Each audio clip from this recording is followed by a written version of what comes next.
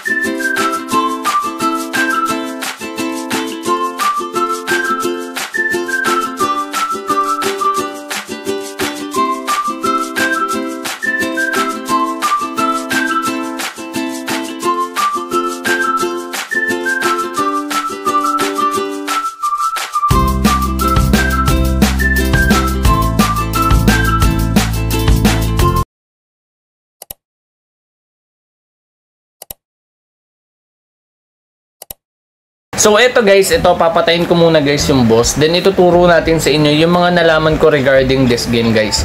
So katulad ng mga iniisip nyo, hindi rin naman ganun kadali guys makapag-cash out ng 200 and 570 pesos kasi napakalaking pera nun. And syempre kung maglalaro ka lang ng ganito tapos kikita ka ng ganun, matik yun guys, meron kang something na dapat gawin. So papakita natin sa inyo guys. So dito kung mapapansin nyo, meron akong 275. Pero nakapag-withdraw na ako dito. Kaso lang meron lumabas guys na double acceleration.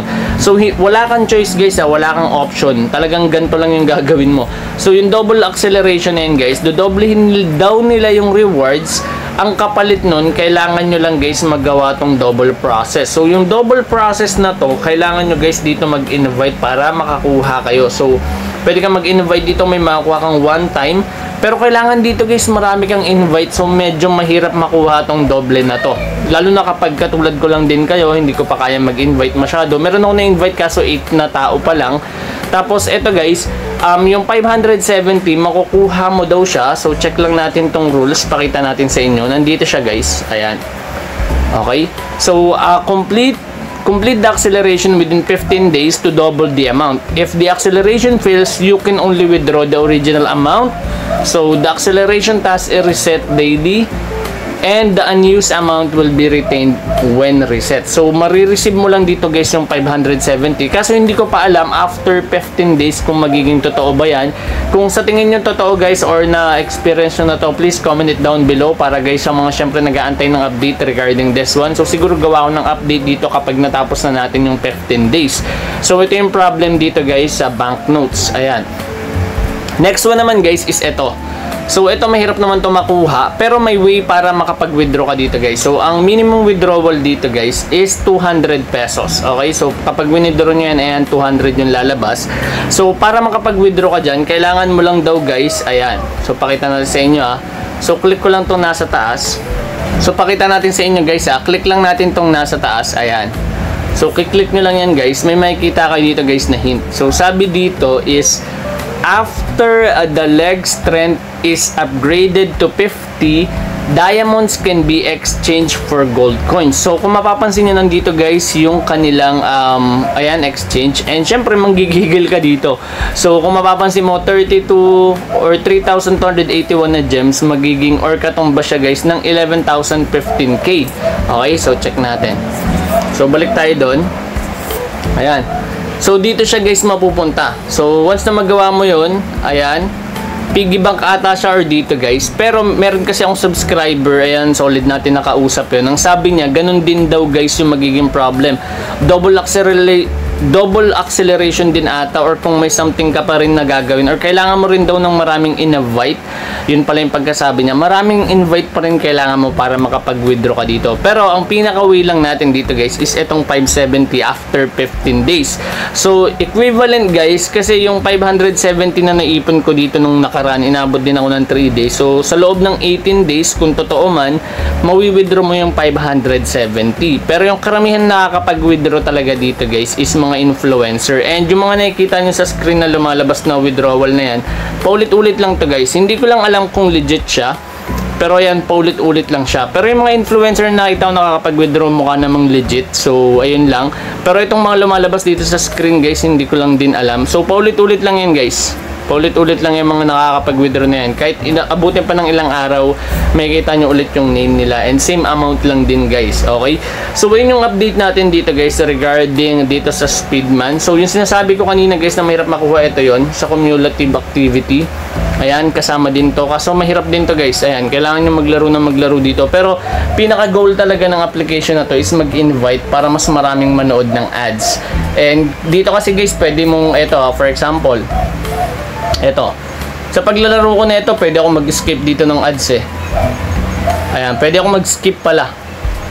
So ayan, mag-skip tayo ng ads dito So ibig sabihin nun, kapag nag-skip tayo ng ads, syempre hindi sila kikita. And syempre, ayun din naman, logic lang din naman, kung hindi kumikita yung application or yung developer neto or yung gumawa neto, ibig sabihin wala tayong mawi-withdraw. So ayun yung pinaka-goal talaga ng application. So yung in-invite, yung downloads, may kita sila dun sa Play Store, meron silang commission dun. So yung commission na yun, yung ginagamit nila para guys makapagbigay sa atin. So ayan papakita natin sa inyo guys Kasi kapag manonood ka dito ng ads, hindi siya automatic eh. So yung pagkagawa nila dito sa game, ayun, medyo maraming flaws. Kung automatic siguro mas madali ditong kumita eh. Pero ito, ayan, kung makapansin nyo, ayan, huwag nyo lang pipindutin yan, antayin nyo lang lumabas to. Tapos click nyo tong get, ayun, wala na kayong ads na kailangan dito. Tapos click nyo lang tong skip. Ayan, so get nyo lang, ayun. So ibig sabihin, ayun, nakapag-skip na tayo ng ads, laro lang tayo ng laro hanggang matapos mo tong buhay na to. So ganun lang ka-basic guys yung ginagawa ko. So guys, yun lang yung meron tayo for this game. So ito guys, kung mapansin nyo, level 91 na ako. So ito yung na-experience ko regarding this one. And thank you rin guys kay Dingy sa nagbigay sa atin ng info regarding dito guys sa sinasabi ko. So ito kasi yung pinaka-chance ko eh. Pero kung mapansin nyo, level 46 na. Dapat ko siyang i-50 ko sana siya para mapakita sa inyo. Pero yun, nawala na ako ng gana kasi may nakatapos na. And sabi sa ng yun yung sa nating subscriber, kaibigan na rin natin na yun nga, kailangan nyo rin dito guys mag-invite ng marami. At yun lang guys, sana nakatulong itong video na ito. At once again, this is Hans and goodbye.